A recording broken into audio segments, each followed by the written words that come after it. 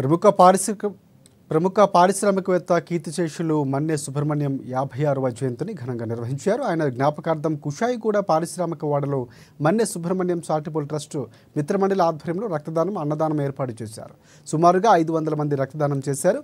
ఒక నిరుపేద కుటుంబం నుంచి వచ్చిన మన్నె సుబ్రహ్మణ్యం అట్టడుగున ఉన్న ఎందరో పేద ప్రజలకు ఆర్థిక సహాయం చేసి విద్య, వైద్యం, విదేశాల్లో చదువు ఇలా అన్ని రకాలుగా ఆదుకున్నారని బీఆర్ఎస్ పార్టీ నాయకులు సింగిరెడ్డి సోమశేఖర్ రెడ్డి తెలిపారు. ఇప్పటి నుంచి మన్నె సుబ్రహ్మణ్యం చారిటబుల్ ట్రస్ట్ ద్వారా సేవా కార్యక్రమాలు నిరంతరం నిర్వహిస్తామని మన్నె సుబ్రహ్మణ్యం కుమారుడు నాగ ఫణీంద్ర తెలిపారు. బాగా కష్టాలు అంటే ఏందో ఆ కష్టాల విలువ తెలుసు కాబట్టి ఆయన అంచెలంచెలుగా ఎదిగిన తర్వాత అవన్నీ మర్చిపోకుండా, అంటే ఎక్కడి నుంచి అయితే వచ్చిండో అది మర్చిపోకుండా అది గుర్తు పెట్టుకొని అట్లాంటి ప్రజలందరినీ, అట్టడుగులో ఉన్న ప్రజలందరినీ పైకి తీసుకొచ్చే విధంగా మరి మన్నె సుబ్రహ్మణ్యం గారు కృషి చేసేది.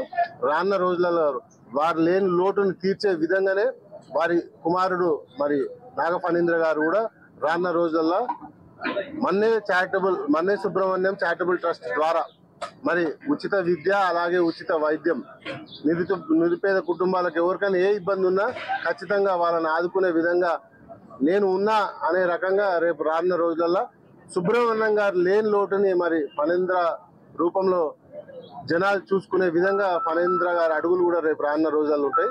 ఖచ్చితంగా ఎవరికి ఏ ఇబ్బంది ఉన్నా మన్నె సుబ్రహ్మణ్యం గారి చారిటబుల్ ట్రస్ట్ ఉందంటే ఇప్పటికే దాదాపు ఒక 200 యూనిట్ బాధపడుతూ ఉన్నారు. ఈ ప్రాంతంలో ఒక గొప్ప వ్యక్తిని కోల్పోయాం. అందరికి కూడా లోటు అనేది తీవ్రమైన లోటు అనేది కూడా అన్ని రకాలుగా ఈ రోజు కూడా బ్లడ్ డొనేషన్ క్యాంప్ లో కూడా అదేవిధంగా 3 బ్లడ్ డొనేషన్